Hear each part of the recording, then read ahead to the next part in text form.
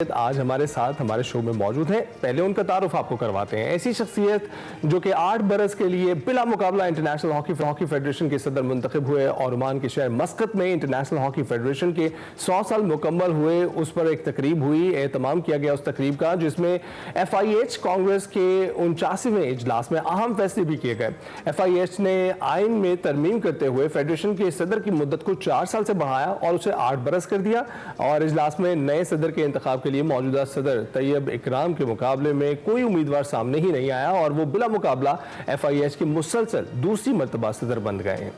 FIH کے 2022 میں بھارت کے نریندر بٹرا کے 2 سال بعد مستعفی ہونے پر 2 سال کے لیے صدر کے انتخاب میں طیب اکرام نے بیلجیم کے مارک کانڈرم کو 47 کے مقابلے میں 79 ووٹ سے شکست دی تھی, اور طیب اکرام نے 47 کے مقابلے میں جو 89 ووٹ حاصل کیے تھے. مزید ہمارے ساتھ جناب موجود ہیں طیب اکرام صاحب, اور صدر ہیں انٹرنیشنل ہاکی فیڈریشن کے. اور السلام علیکم سر. ہم تو بڑے لکی ہیں کیونکہ آپ کو بہت کم دیکھتے ہیں مین اسٹریم میڈیا پر. آپ نے ایکسپریسو کو وقت دیا, آپ کا بہت بہت شکریہ.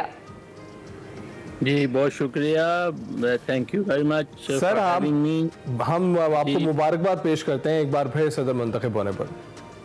تھینک یو سو مچ, بہت بہت شکریہ. اور یہ ہمارے لیے, ہمارے کنٹیننٹ کے لیے, ملک کے لیے ایک بہت بڑا اعزاز ہے کہ, اور امید ہے کہ میں تمام ایکسپیکٹیشنز کو میٹ کر سکوں گا انشاءاللہ سر. اور ایشین ہاکی کی ترقی کے لیے آپ نے گنا قدر خدمات سر انجام دی ہیں. ہاکی فیملی آپ کے کام کی بہت معترف ہے, بلکہ پورا پاکستان معترف ہے. اب FIH کے پلیٹ فارم سے جو ورلڈ ہاکی ہے اس کو بلندیوں پر آپ نے لے کر جانا ہے, کیا اہداف آپ نے سیٹ کیے ہیں؟ جی سب سے پہلی بات تو یہ ہے کہ FIH کو تمام ممبرز کے ساتھ ایک انگیجمنٹ کی ضرورت تھی, جہاں پہ میرا ایک رول جو ہے وہ بہت امپورٹنٹ ہے, امپاورمنٹ اینڈ انگیجمنٹ. تو یہ تمام ملکوں کے لیے FIH کا کئی سالوں سے, کئی برسوں سے, کئی ڈیکیڈ سے فوکس رہا ہے بڑے نیشنز, کیونکہ ورلڈ کپ میں, اولمپکس میں, اور ایک ڈیولپمنٹ کا فوکس اتنا زیادہ نہیں تھا. کانٹیننٹل فیڈریشن کی وجہ سے تھا, لیکن ابھی جو میرا سب سے اہم جو پہلا آبجیکٹیو ہے وہ یہ ہے کہ انگیج کیا جائے اپنی چھوٹی نیشنز کو, درمیانی جو ہم ڈیولپنگ ایمرجنگ نیشنز ہیں ان کو, اور بڑی نیشنز کو, ان کو فیل کیا جائے. اور ایک یہ سب سے 2 سال میں بہت بڑا امپیکٹ ہم نے یہ دکھایا, اور بہت سارے ڈفرینٹ پروجیکٹس ہم لے کے چلے ہیں, اور جن کا میں ذکر کروں گا ان آپ کے اس پروگرام میں. بالکل. تو طیب صاحب پہلے تو یہ بتائیے گا, پاکستان کا جو ہاکی میں ایک بڑا نام رہا ہے, آپ دوبارہ اس کو عروج پر کس طرح سے لے جائیں گے, کیا حکمت عملی اپنائیں گے؟ لیکن جی ہم نے چند سال پہلے پروجیکٹ انڈیا ایک سٹارٹ کیا تھا, اور اب ہم چند مہینوں میں پروجیکٹ پاکستان بھی جو ہے اس کو بھی انیشیٹ کر رہے ہیں. ایک پروجیکٹ افریقہ ہوگا. تو فوکس ہے کہ پاکستان اپنی کھوئی ہوئی اس اعزاز کے اوپر واپس آ جائے. یہ ہمارا فوکس ہے. اس کے لیے آج سب سے اہم چیز ہے کہ آپ کو بہت اچھا ٹیلنٹ چاہیے, آپ کو بہت زیادہ ہائی پرفارمنس فوکسڈ پروفیشنلزم چاہیے, لیکن سب سے زیادہ جو پاکستان اسٹرگل کر رہا ہے, آپ کو آج اسٹرانگ فائنینشیل ماڈل چاہیے, اور گورنمنٹ کی 100% کمٹمنٹ چاہیے. تو ابھی ہمارے 12 ملک اولمپکس میں کھیل گئے ہیں, اور 12 کے باہر 8 یا 10 ملک ایسے ہیں جو اولمپکس کھیل سکتے تھے, لیکن ان کے پاس فقدان یہی تھا فائنینشیل ماڈل کا اور گورنمنٹ کمٹمنٹ کا. تو یہ ایک جو ہے ہمارے لیے بہت بڑا چیلنج ہے. اور FIH ٹیکنیکل سائڈ سے FIH ایکول اپرچونٹی کے اس میتھڈ کے اوپر پاکستان کو پہلے بھی مواقع دیتے رہے ہیں, اب بھی مواقع دیں گے. اور that will be my not my personal objective. آج پاکستان کی ایشیا کو, پاکستان کی دنیا ہاکی کو ضرورت ہے. بالکل بالکل سر, اور بڑا زبردست فارمولا ہے آپ نے جو شیئر کر دیا, اس پر عمل درآمد ہو تو صورتحال ہم ادھر بھی امپروو ہوتی ہوئی دیکھیں انڈیا کی طرح. سر انٹرنیشنل اولمپک کمیٹی کے بھی آپ بڑے فعال ممبر رہے ہیں. پیرس اولمپکس میں ہاکی کی جو فین فالوئنگ ہے وہ سب سے زیادہ رہی, ریکارڈ تعداد میں جو ہاکی مقابلے ہیں ان کو دیکھا گیا. اب لاس اینجلس اولمپکس کے لیے کیا ٹارگیٹ ہے آپ کے ذہن میں؟ دیکھیں ہمارا پیرس میں یہ ایک بڑا لرننگ اپرچونٹی تھی ہمارے لیے، کیونکہ ٹوکیو میں فینس کو، اسپیکٹیٹرز کو الاؤ نہیں کیا گیا تھا پینڈیمک کی وجہ سے، تو ہمارا جو فالوئنگ تھی اس میں پیرس میں وہ بہت زیادہ تھی.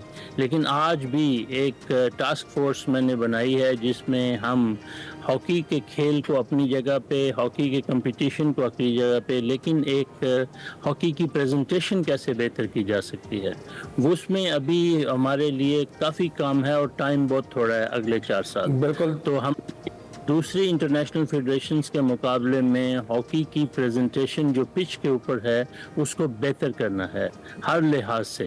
تو ہمارا فل پلان ہے، اس میں لاس اینجلس جو ہے ایک ہمارے لیے بہت بڑا مائل سٹون ہے، اور اس کے بعد ہم ہیں برسبن 2032 میں.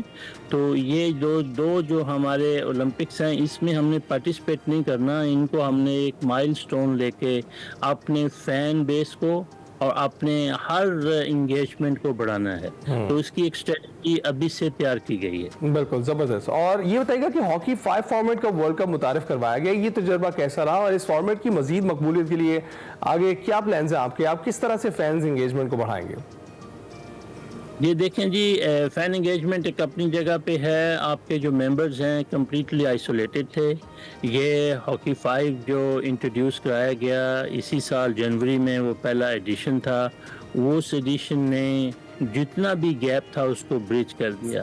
ایک وہ واحد دنیا کا واحد ورلڈ کپ ہوگا جس میں emerging nations, developing nations, Holland بھی کھیل رہا ہے، آسٹریلیا بھی کھیل رہا ہے، ملیشیا بھی کھیل رہا ہے، انڈیا بھی کھیل رہا ہے، پاکستان بھی کھیل رہا ہے، یوگنڈا، آپ کے جو ہے نبیبیا، آپ کا عمان کی برونز میڈل کی پوزیشن تھی، اور تھائی لینڈ نے کھیلا. تو یہ ورلڈ کپ کو ہم نے اس طریقے سے پیش کیا کہ ہر چھوٹا نیشن اور بڑا نیشن جو ہے وہ آپس میں کھیل سکے. صحیح ہے. اچھا طیب صاحب، اگر ہم دیکھیں تو جدت آ گئی ہے ہر جگہ پہ، ہر کھیل میں. تو کرکٹ میں جس طرح سے ہمارے پاس ٹی وی امپائرز ہیں، اور جو ہاکی ہے اس کے لیے ریفریز کا تھا، اب جدید کیا ٹیکنالوجی ہے اس کا استعمال جو ہاکی میں مزید کیا جا سکتا ہے آگے؟ دیکھیں، ہاکی ایک ٹیکنالوجی کے پوائنٹ آف ویو سے ہاکی بہت ساری انٹرنیشنل فیڈریشنز کے آگے چل رہی ہے. اوکے، یا آپ کرکٹ کا ٹیکنیکلی ہم اس کا موازنہ بڑا مشکل ہے کرنا، کیونکہ کرکٹ کے جو انالیسز ہیں، کرکٹ یہ ایک فکسڈ فریم پہ کرتے ہیں، اور ہماری جو ہے وہ ڈائیورسٹی ہے، ہمیں جو ہے اس کی ملٹیپل ڈائریکشن سے موومنٹ ہیں. تو یہ ایک ان کے لیے ایک آسانی بھی ہے، انہوں نے کافی امپروو کیا، اور ہم اس کو مانیٹر بھی کر رہے ہیں سیکھنے کے لیے. سب سے بڑی چیز جو اس وقت ہے ہاکی کی جو ٹیکنالوجی ہے، آئی ٹی ہے، اور اس کے انالیسز کے جو ہمارے جتنے بھی پروجیکٹس رہے ہیں وہ دوسری انٹرنیشنل فیڈریشن سے کسی جگہ پہ تو فیفا سے بھی ہم آگے تھے. آج بھی ہم اس کے اوپر کام کر رہے ہیں. آج جو سب سے بڑا کمٹمنٹ ہوگی کہ ہم آرٹیفیشیل انٹیلیجنس کو کیسے انٹروڈیوس کرائیں اپنے اس انفارمیشن ٹیکنالوجی کے اندر اور اپنے انالیسس کے اندر، اور اس سے ہم سب سے بڑی اہم امپورٹنٹ چیز کے فیئر پلے کو کیسے ہم کر سکتے ہیں by using the artificial intelligence in a positive way. بالکل. اور اس کے ساتھ ساتھ طیب صاحب یہ بھی بتائیے گا کہ ہمارے کھیل تو دیگر بھی ہیں، اور کرکٹ جیسے کھیل کی طرف تو خاص توجہ ہے. ہاکی کی جانب آپ قومی کھیل ہونے کی مناسبت سے کتنا سمجھتے ہیں کہ پہلے سے آگاہی موجود ہے، اور کتنی آگاہی مزید پھیلانے کی ضرورت ہے؟ دیکھیں جی، یہ دو پیرلل چیزیں ہونی چاہیے. آگاہی کا ٹائم اپنی جگہ پہ ہے. اگر ہم اپنا پروگرام بنائیں کہ ہم نے اب آگاہی دلوانی ہے اپنے کنٹری میں، اور ہم اس کے لیے تیار کریں گے، دین آپ 30-40 سال اولمپکس کو بھول جائیں. آپ کے پاس اس کا ٹیلنٹ اتنا موجود ہے کہ آپ ہائی پرفارمنس پروگرام کو ابھی فوکس کریں. آپ کے پاس کھلاڑی موجود ہیں. ہاں، دوسری طرف جو آپ نے بات کی ہے آگاہی کا، وہ ایک سیپریٹ پروجیکٹ ہونا چاہیے parallel to high performance program. Okay, हाँ, ये आपके पास हैं, आपके कंट्रीज हैं जो परफॉर्मेंस फोकस्ड हैं। चाइना, मैं फॉर्मर कोच रहा हूँ चाइना का, मेरे पास 60 से कम खिलाड़ी थे, और जब चाइना ने सिल्वर मेडल जीता है बीजिंग 2008 ओलंपिक्स में, तो चाइना के पास 980 लड़कियां खेल रही थी पूरे चाइना में।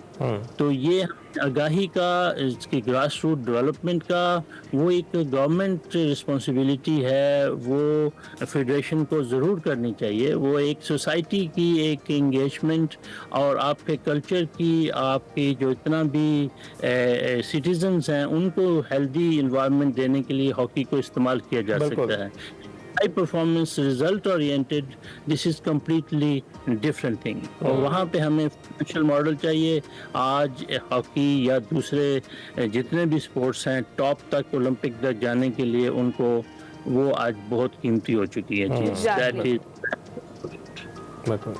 Thank you so much Tayyab इकराम साहब हमारे साथ मौजूद थे, सदर इंटरनेशनल हॉकी फेडरेशन, और 8 साल मुद्दत के लिए सदर मुंतखब होने वाले पहले सदर हैं। आपने हमें वक्त दिया, एक्सप्रेस बात की, और जिस तरीके से जो फार्मूलाज आपने बताए हैं हॉकी को मजीद आगे बढ़ाने के लिए और इस पर फोकस करने की जिन पॉइंट्स पर ज़रूरत है, उसके लिए सर आपका बहुत ज़्यादा शुक्रिया। आपने